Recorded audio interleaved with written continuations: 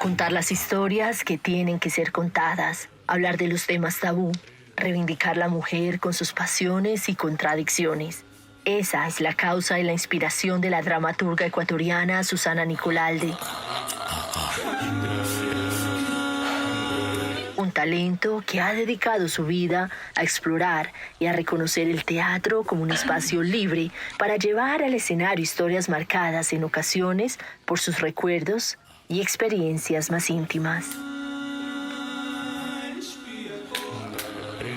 El teatro, para mí, fue siempre ese territorio de libertad, donde yo entraba a jugar y entraba y me podía equivocar. Madre de Juan Manuel y Manaí, Susana Nicolalde reconoce el teatro como un hijo más, uno que adopta como espacio de emancipación y de libertad. Referencia artística en su país, es creadora y líder de la Fundación Mandrágora, espacio donde la escritura, el teatro y la danza se entrelazan en una sola expresión. Descamino mi memoria. Escucho el eco de mis lamentos. Es largo el camino, muero en cada intento. Caigo y me levanto, no me detengo. Mis pies lacerados por la angustia se desangran. Mientras camino por el espacio que estoy habitando, me conecto con quien estoy. Abro mis ojos. Hoy en Fuerza Latina, la actriz, bailarina, guionista, directora y maestra de teatro que ha demostrado de forma magistral cómo el arte escenográfico es fuente de reivindicación y también de construcción de la memoria. Susana, 40 años de carrera y muchísimo por hablar. Pero antes de hablar de la mujer súper talentosa, quiero hablar de la mujer. ¿Cómo es ese proceso de llegar a una universidad? Empecemos ahí, te propongo, a buscar la psicología y encontrarse con el teatro. ¿Qué estabas tratando de entender de ti y de la sociedad que habitabas? Llegué a la universidad, creo que, honestamente, porque iba a estar mi mejor amiga. Ok. Del colegio, y éramos amigas inseparables que nos hacíamos muchas preguntas, cuestionábamos el mundo, nos cuestionábamos nosotras, cuestionábamos a nuestras familias. Entramos juntas a la universidad a estudiar psicología y me encontré con un cartel que decía inscripciones abiertas, TUC, Teatro Universidad Católica, y me inscribí. Fue por pura curiosidad. Escuchaba como mucha gente reírse, como muchos gritos, como mucho movimiento. Y abrí la puerta, curioseé un rato y vi ese mundo de mucha juventud y de mucha sonrisa, de mucho abrazo. Y me inscribí. Yo me pregunto si tus padres, cuando tú eras pequeña, te llevaban a teatro. Tengo entendido que tu padre era un gran lector. Pero ¿cómo y cuándo crees que se sembró esa semilla? Creo que he tenido en mi vida muchos encuentros que son los que me han impulsado, han sido como los motivadores, los disparadores, los detonadores. Una de ellas es abrirme el zoom de mi mirada y poder ver a través de un espectro más amplio. De un espectro más allá. Una introspección, entender mis miedos, mis conflictos, mis ilusiones, mis frustraciones, descubrirme a mí misma. Y creo que eso ha sido un camino maravilloso y doloroso al mismo tiempo, pero son las herramientas que se han ido gestando en mí misma para mi trabajo en el teatro, para la creación, y luego encontrarle el sentido al teatro.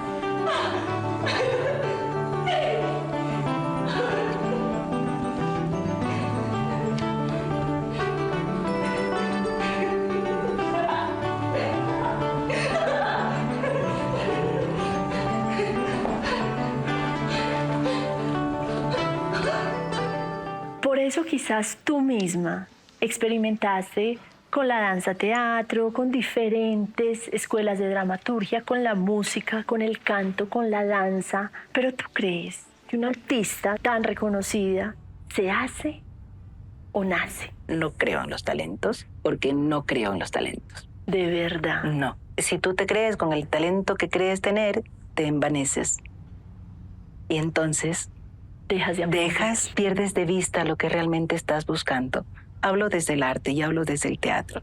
Y hablo desde el teatro que yo busco. Hablo desde la profundidad del teatro.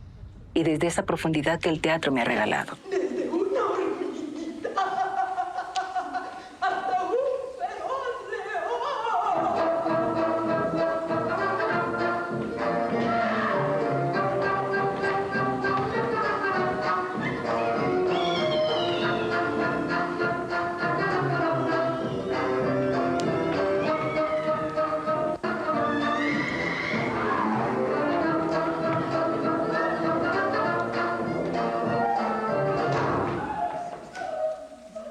Creo que la belleza está en la sencillez.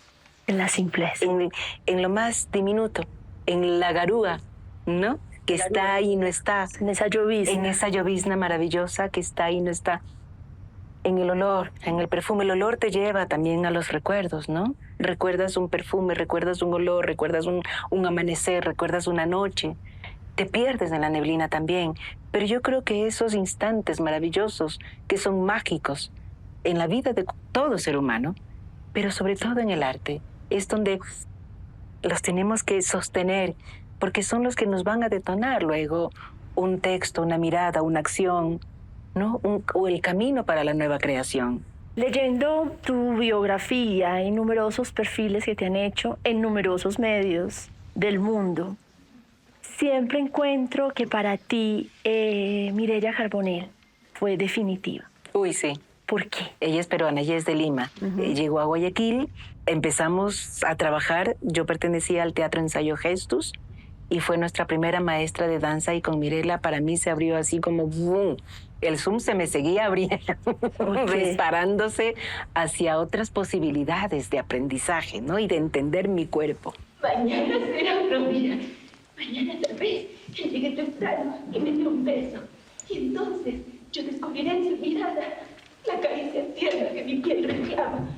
Hay que recordarle a nuestra audiencia que cuando tú empiezas ya a convertirte en una profesional, en hacer de esto tu vida y a generar escuela, no existían, tengo entendido, las escuelas de arte dramático que hoy existen en Ecuador. Entonces, tú te denominas una autodidacta. Sí, totalmente. ¿Cómo fue ser pionera? Mi vida en el teatro se forjó desde el 82 y en ese tiempo estudiar teatro era sinónimo de estar en un espacio sin oficio ni beneficio. Peor, estudiar danza, ser bailarina o ser bailarín era obviamente sinónimo de cualquier otra cosa.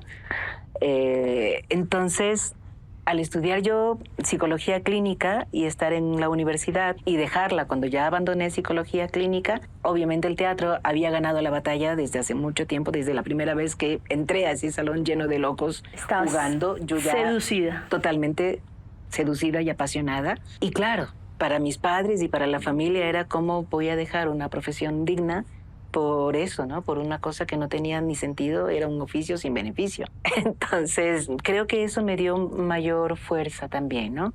De luchar por lo que yo quería, por ese enamoramiento que tenía y ese apasionamiento que yo tenía en el teatro. Para mí fue siempre ese territorio de libertad, donde yo entraba a jugar, y entraba y me podía equivocar, entraba y me podía caer, y entraba y podía...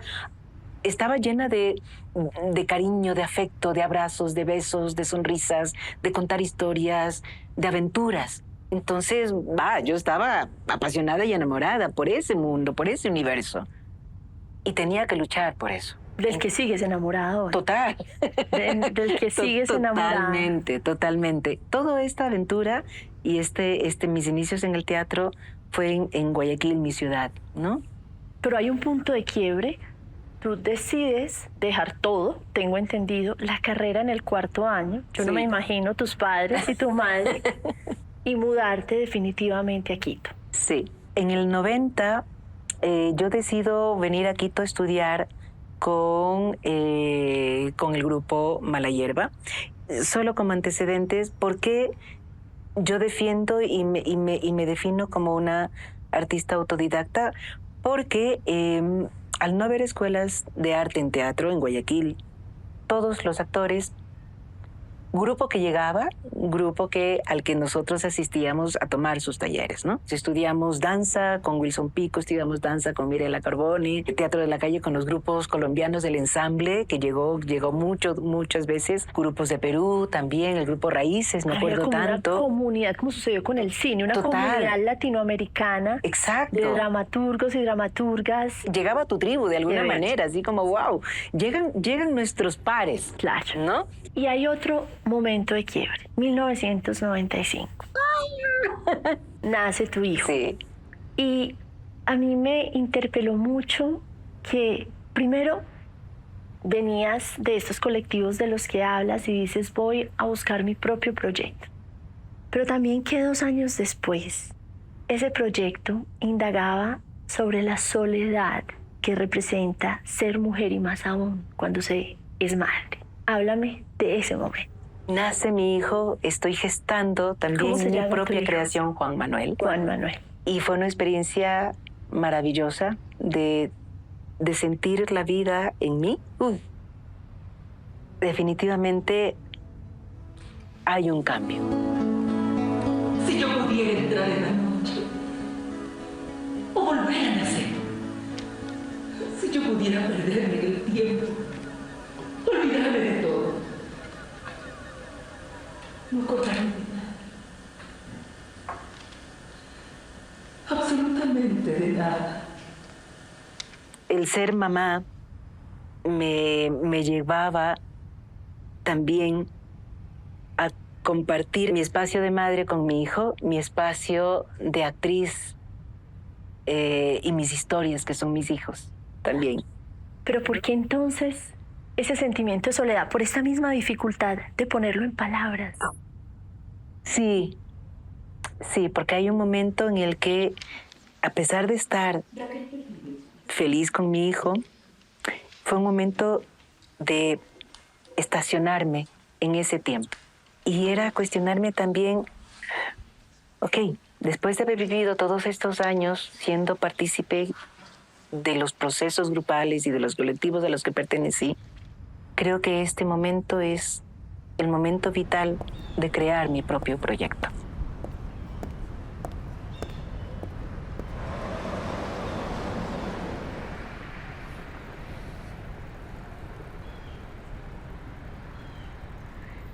Bueno, bienvenida.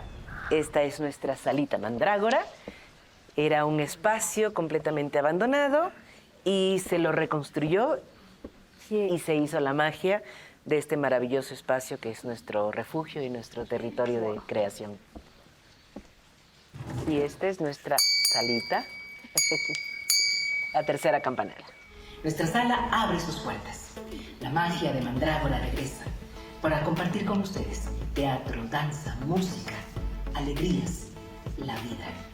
Bienvenidas y bienvenidos a esta, su casa. Estamos de vuelta.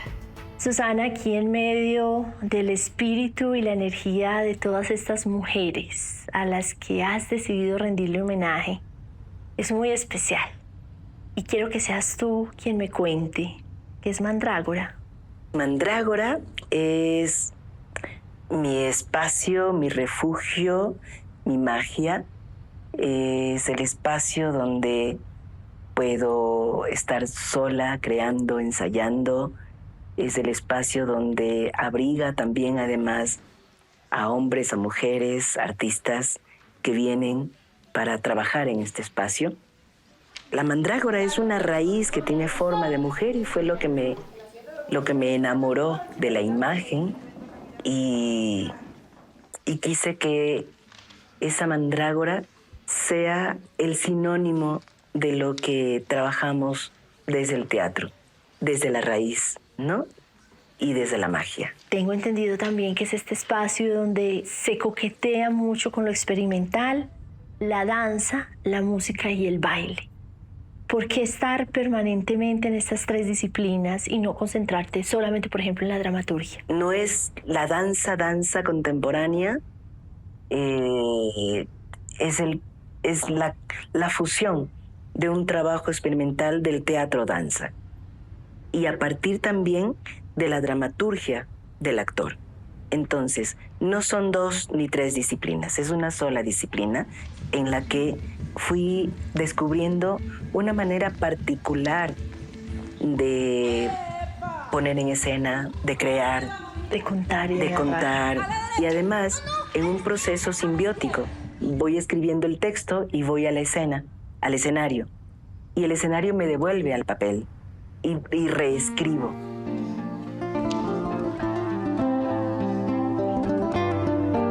La primera obra que montaste aquí, Retrato Abierto, respondía a un momento que estabas viviendo y que quizás viven o vivimos muchas mujeres desde la maternidad.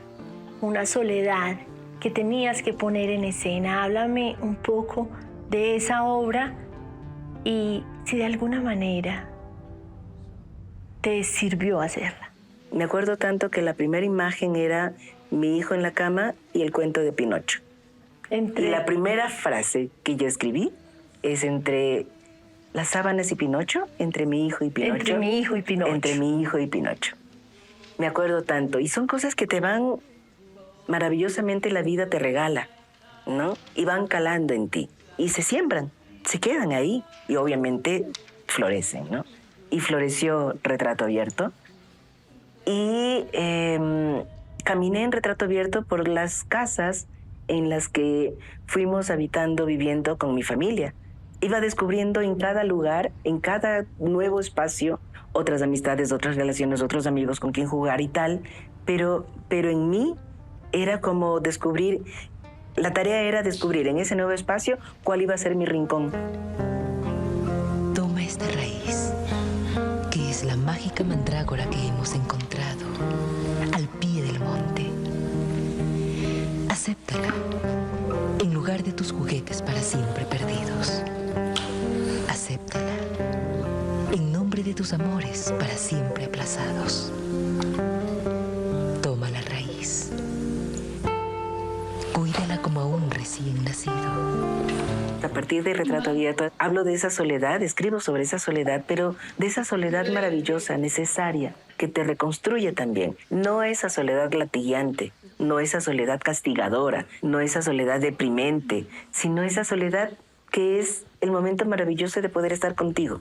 3 años después, decides indagar sobre la sexualidad femenina y lo haces muy a tu manera, porque sientes que a pesar de décadas de reivindicaciones de valiosísimas mujeres que han permitido que este tema se ponga en la agenda social, política, cultural y familiar, valía la pena llevar este tema a la escena. Cuando empiezo una nueva creación, parto de muchas dudas, de muchas preguntas, de cosas que no tienen respuestas o que no encuentro las respuestas, de muchos miedos también. Y trabajamos a partir de la metáfora. Y entonces, claro, las preguntas que nos hacíamos nosotras mismas era, a ver, nuestras primeras experiencias sexuales, las mejores y las peores, porque las hay. Y las hay. ¿Por qué no hablar de ello? Seremos dos en una sola luna vestida de cristal. Y le pondré mis ojos para ver la inmensidad del mar.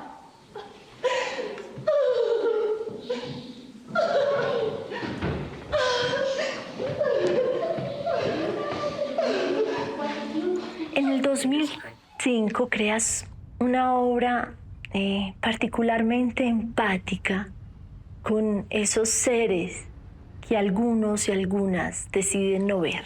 ¿Qué te hizo voltear tu mirada hacia ellos y hacia ellas? Los niños que arriesgan su vida todo el tiempo en cada semáforo haciendo malabares. Ay, sí. Y las niñas que entran en los restaurantes vendiendo flores. Y los niños que se suben a los buses a vender caramelos. Y entonces, claro, yo me preguntaba, ¿qué hacemos nosotros frente a eso? Es tan importante preguntárselo siempre. Siempre, siempre. Y sobre todo responder con una acción. Y la acción fue esa, escribir. escribir sobre estos personajes a través de historias, justamente eso, ¿no? De las historias que se deben contar. Porque hay muchas historias que no se cuentan. Y en Y no ha pasado es nada, aterrizamos en el personaje de una cachinera. La cachinera es un personaje muy popular, sobre todo en nuestra costa. Es este personaje que recoge cosas robadas y las revende. Esta cachinera recoge las historias que acontecen en la madrugada y las pregona al siguiente día. Las pregona, las grita al mundo para que el mundo sepa de estas historias. Ya te dije que estas cosas son vidas que yo recojo para que nadie las olvide. Fra, apenas si quedan marcadas por vidas que se deslizan como flotando sin peso. Pero yo me rebelo contra su tragedia, su destino irremediable, la muerte. La más horrenda de las muertes, la del desprecio. Para eso estamos tú y yo aquí, para evitar que se mueran en el silencio, ¿me entiendes? Sí, sí. Entonces vamos, mijita. ¡Empuja! Otro de los temas que te ha interpelado y que dio lugar a una maravillosa obra, según la crítica y expertos, es Cordeles del Tiempo. Ese camino que tenemos que recorrer las mujeres para reencontrarnos o para reconstruirnos, para reabrazarnos. ¿Cómo reconstruirnos a nosotras mismas? Era la gran pregunta. La gran pregunta. Y me encontré con un libro que me había regalado una gran amiga, que es Mujeres que corren con los lobos. Y fue mi libro de cabecera para esta exploración, para esta investigación. El libro todo es una apología, una poesía a la libertad. Sí, totalmente. Y además, esta gran mujer, Pincola Estés, hace todo un estudio antropológico sobre los mitos, ¿no? Sobre los cuentos míticos. La primera intuición era trabajar sobre algunos de estos cuentos, ¿no? Además que las imágenes son muy fuertes. Sobre la vagina conchada, sobre la mujer calavera. Cuentos que los habíamos escuchado o nos contaron, pero al leerlos dije, ¿qué tal si escribo mi propio cuento? No importa qué hagas. Si eres monja o puta. Todas batallamos lo mismo. Pero al pasar del tiempo, tanta pelea agota. Podemos llegar a ser extranjeras de nosotras mismas. Vivir en un cuerpo que no nos pertenece. Expatriadas de nuestra propia casa. De nuestro verdadero hogar. Y no puedo dejar de hablar de Camila, de alguna manera una catarsis al desencanto, a un mundo que te cuestionaba, que quizás no estabas pudiendo digerir. Está muy, muy, muy enojada. Y entonces empiezo a escribir Camila, ¿no? El diario de una utopía. Ajá. Porque es, como dice Galeano, ahí está. Para eso existe la utopía, para caminar. O sea, la ves adelante y tú quieres dar 2 pasos y la utopía se va más allá. Entonces, ¿para qué existe la utopía? Para eso, pues. Para caminar. 2 elementos en escena. Es una bicicleta a través de la cual Camila viaja y su casa armario. Sí. Con el que se traslada.